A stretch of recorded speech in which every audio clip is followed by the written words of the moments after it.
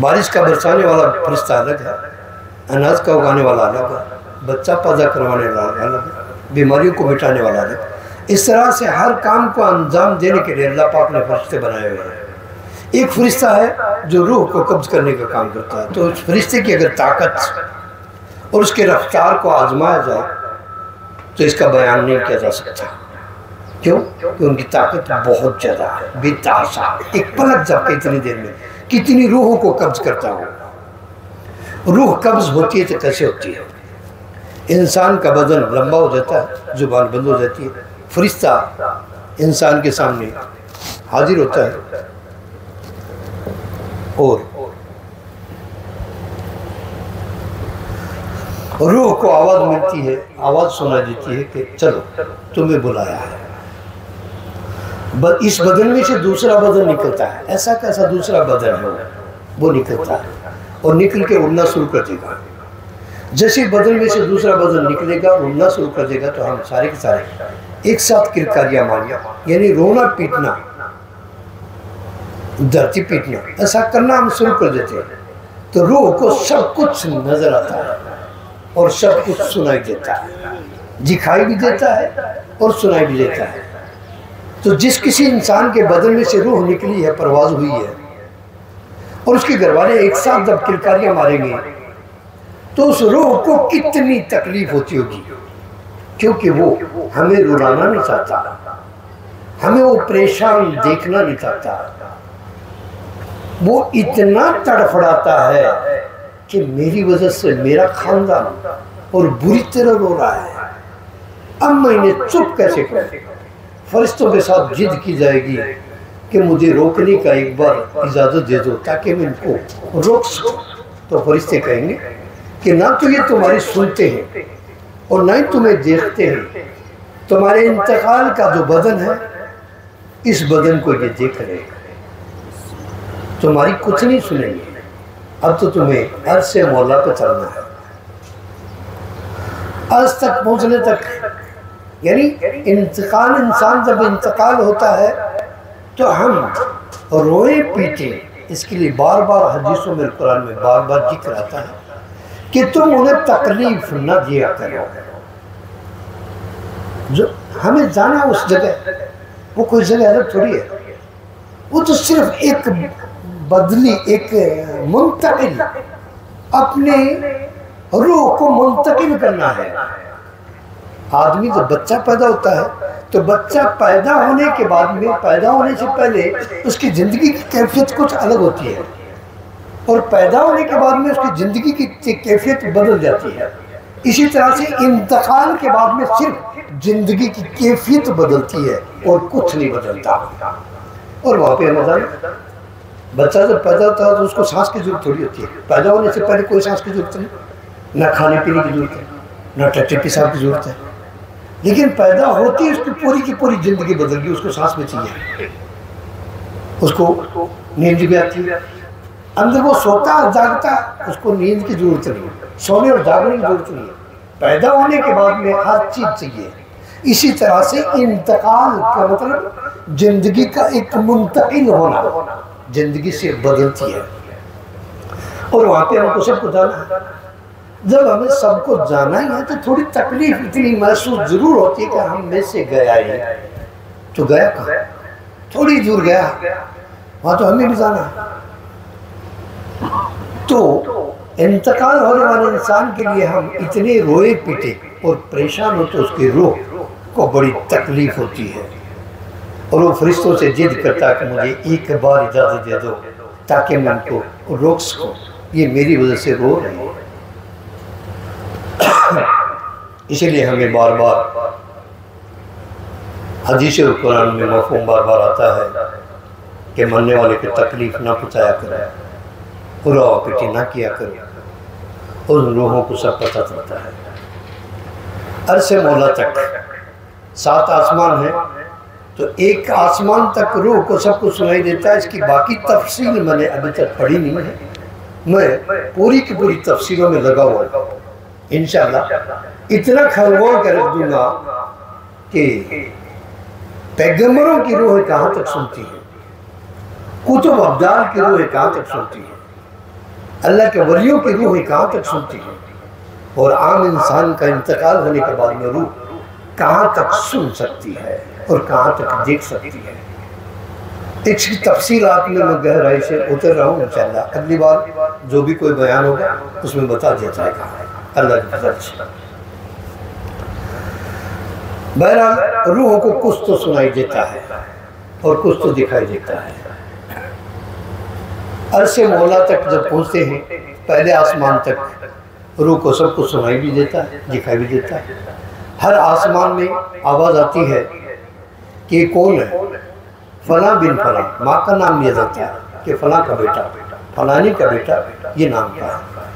तो बोले इसकी रूह, इसके रिज़्क़ के दरवाजे और आमाल नामे के दरवाजे बंद कर दिए गए हैं। अर्शे मौला तक पहुंचने के बाद में वहाँ पे अर्श में एक आवाज़ आती है, फरिश्तों का दरबार लगा, तो वहाँ पे आवाज़ आती है कि कौन है ये, तो कहा जाता है कि फलां बिन फलां है।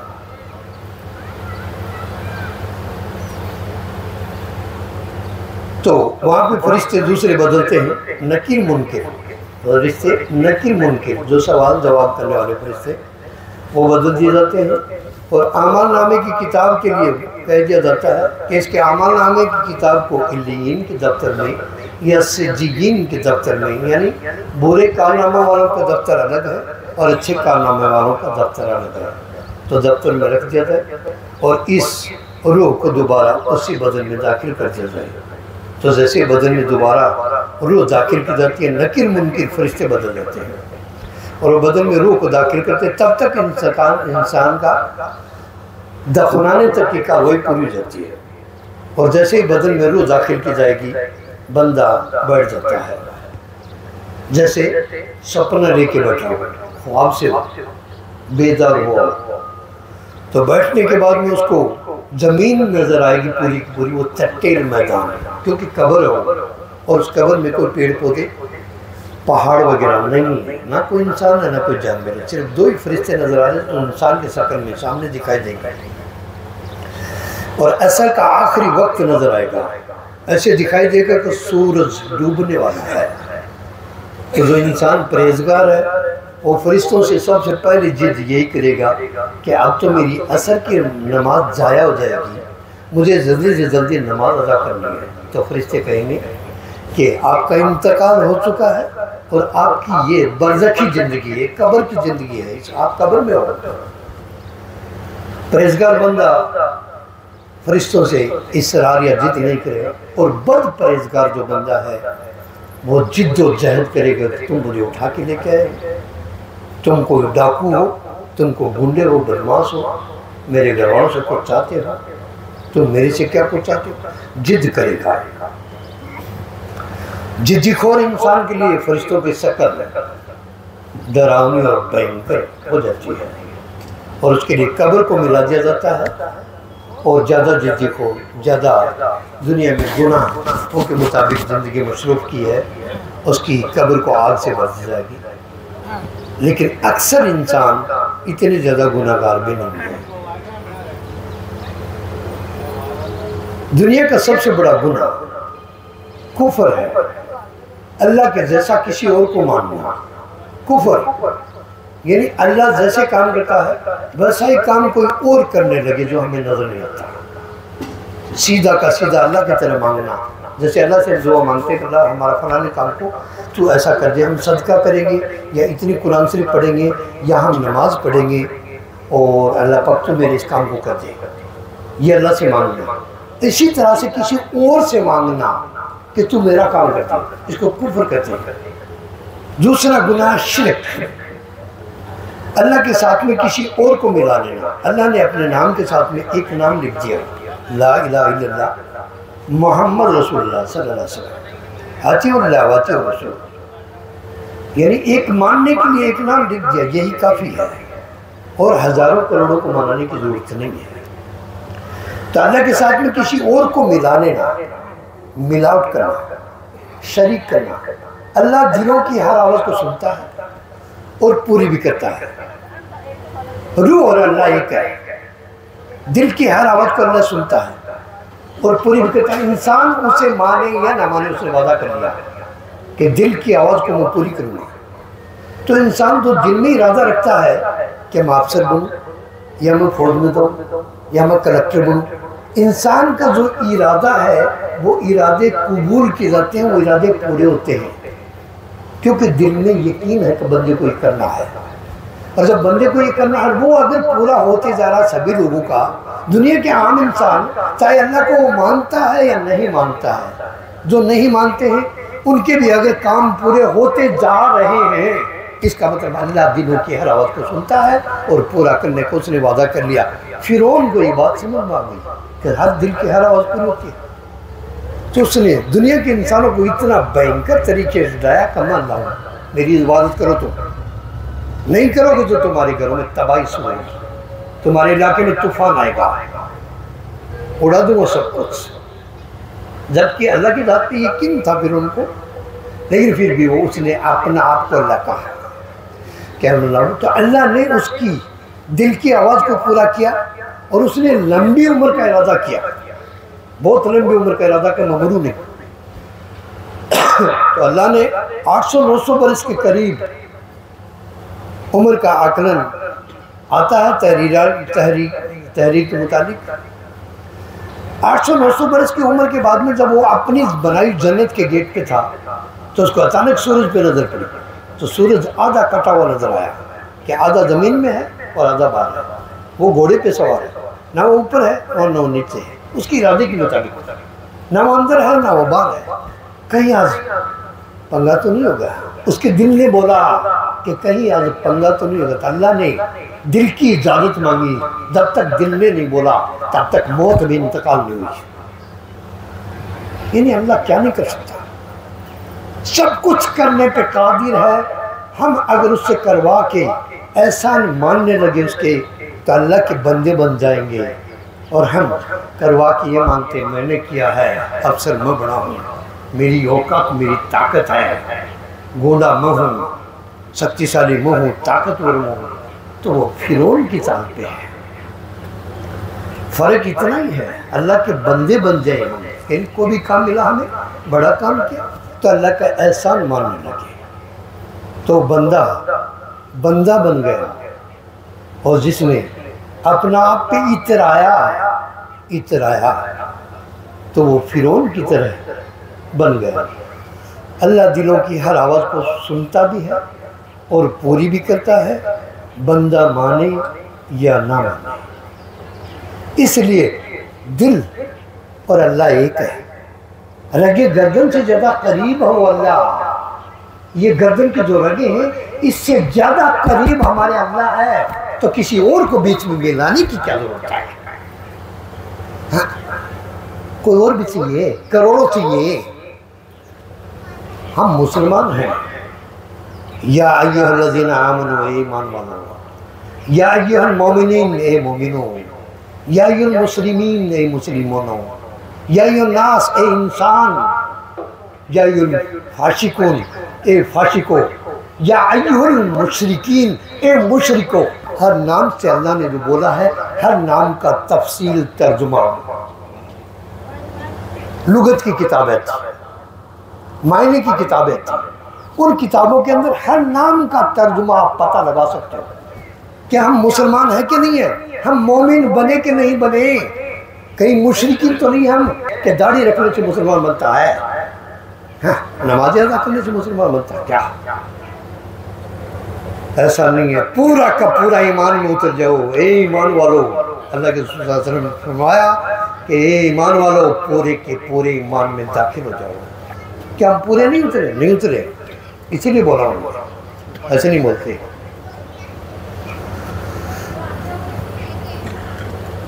कुरान करीम में बार बार आता है, लक़द हक़्क़ल क़ौलु अला अक्सरिहिम फ़हुम ला युमिनून। हक़ बात को, लक़द हक़्क़ल क़ौलु, हक़ बात को, अला अक्सरिहिम, अक्सर लोग, फ़हुम ला युमिनून, नहीं मानते सच बात को, झूठ को मानेंगे।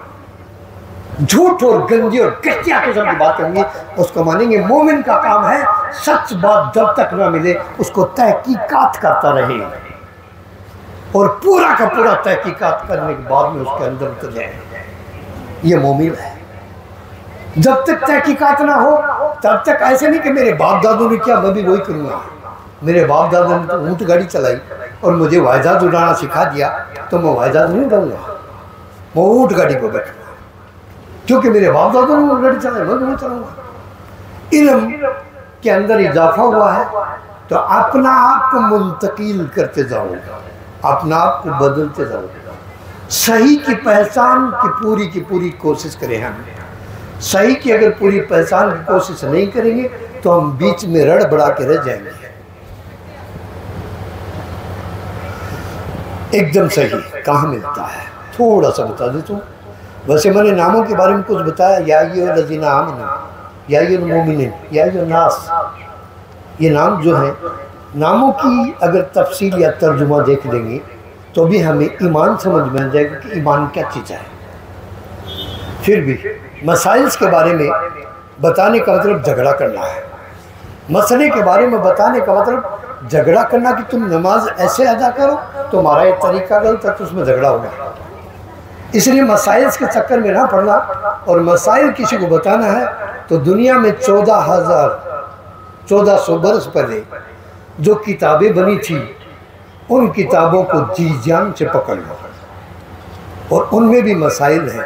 बुखारी शरीफ, मुस्लिम शरीफ, अबू दाऊद, इब्न माजा, तिरमिज़ी, मिस्कात शरीफ, इस तरह से मुकम्मल हदीसें हैं। इसमें सबसे अव्वल है बुखारी शरीफ और 2 नंबर पे मुस्लिम शरीफ मानी गई है, जो 1400 बरस पहले तहरीर फरमाई गई थी। जब अल्लाह के रसूल सल्लल्लाहु अलैहि वसल्लम इस दुनिया से मबूस हो गए थे तो बाद में कुरान और हदीस को तहरीर फरमाया गया था, इससे पहले ये लिखी हुई नहीं थी।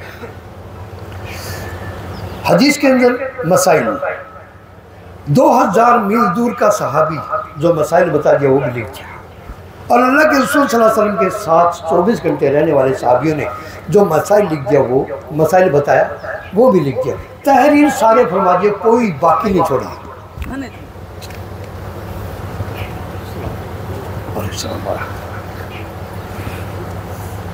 मसाइल को पूरा का पूरा तहरीर फरमा दिया। अभी उसमें अल्लाह के रसूल सल्लल्लाहु अलैहि वसल्लम के खलीफे हैं 4, और अल्लाह के रसूल सल्लल्लाहु अलैहि वसल्लम की बीवी और उनकी बेटी और उनके आसपास में रहने वाले सहाबी, उनके मसाइल को ढूंढते जाओ और उनके पकड़ते जाओ। अगर फ़र्क नज़र आता है तो उसमें उतर जाओ जो अल्लाह के रसूल सल्लल्लाहु अलैहि वसल्लम के साथ में रहने वाले सहाबियों ने फरमाया है। 2 किस्म के नहीं मिलते, एक मिलता है। फ़र्क कहाँ से आता है? फ़र्क क्यों आएगा? फ़र्क आने के चांस नहीं। तो मैंने क्या कहा कि कुरान करीम में आता है लक़द हक़्क़ल क़ौलु अला अक्सरिहिम फ़हुम ला युमिनून। अक्सर लोग हक़ बात को नहीं मानते, और हक़ कहने वाले इंसान को दिल में बड़ी तकलीफ़ होती है कि मैंने तो हक़ कहा, लोगों ने माना नहीं, ये क्या हुआ? तो उसको दिल को जो तकलीफ़ होगी उसका आर्डर अल्लाह पाक देगा। लेकिन उसने अल्लाह ने फरमाया क्या?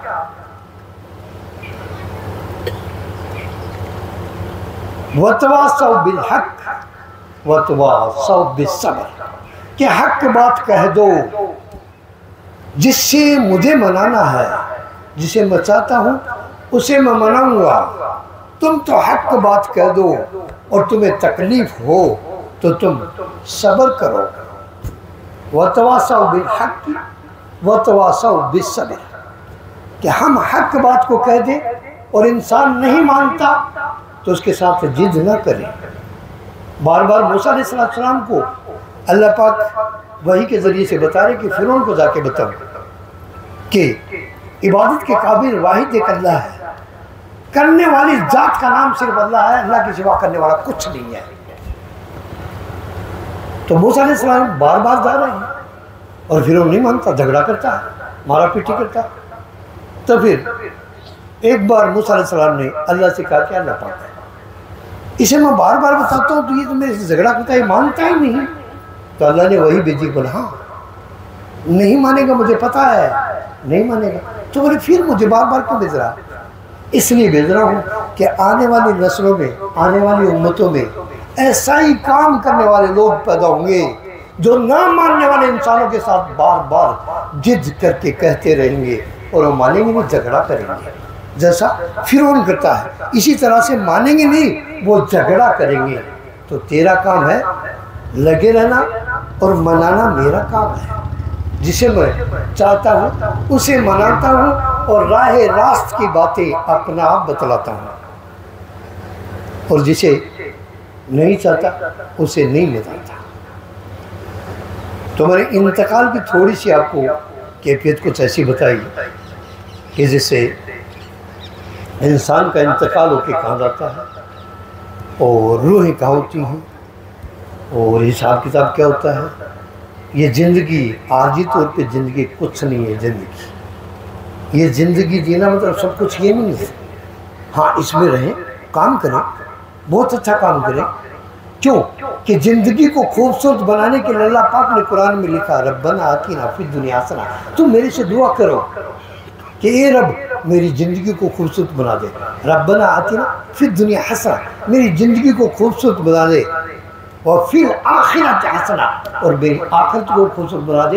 यानी दुनिया के अंदर खूबसूरत बनाने के लिए हम मेहनत करते रहे, लेकिन इंतज़ार हमें ये रहे कि आगे जाना है। ये तो आर्जी तौर पे करना ही करना। तो इसमें भी टोटल पूरा नहीं करना, इसमें भी काम ऐसा करना ताकि मिसाल बन जाए।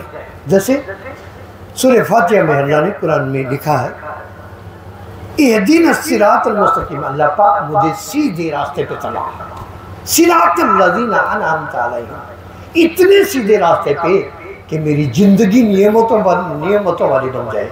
सिरातल लज़ीना अनअमता अलैहिम, यानी मेरे मरने के बाद में भी लोग मुझे याद करते रहे। सिरातल लज़ीना अनअमता अलैहिम, नियमतों वाली ज़िंदगी, इतनी खूबसूरत ज़िंदगी दे मुझे। यानी ज़िंदगी को बर्बाद करने के लिए अल्लाह ने कहीं नहीं लिखा कि ज़िंदगी को बर्बाद करो, ज़िंदगी को खूबसूरत बना दो, लेकिन आखिरत भी इतनी खूबसूरत हो। तो जी, और ज़िंदगी में तो बहुत कुछ मिलने लगे, तो अल्लाह पाक ने क्या लिखा, सिरातल लज़ीना अनअमता अलैहिम गैरिल मग़दूबि अलैहिम वलद्दालिन। यानी हमें घमंड न हो जाए, कहीं हमें तकब्बुर न हो जाए कि मैं तो बड़ा अफसर हूँ, मैं तो एक तकड़ा इंसान हूँ, ये दुनिया मेरे सामने कुछ नहीं। कहीं तकब्बुर ना आ जाए।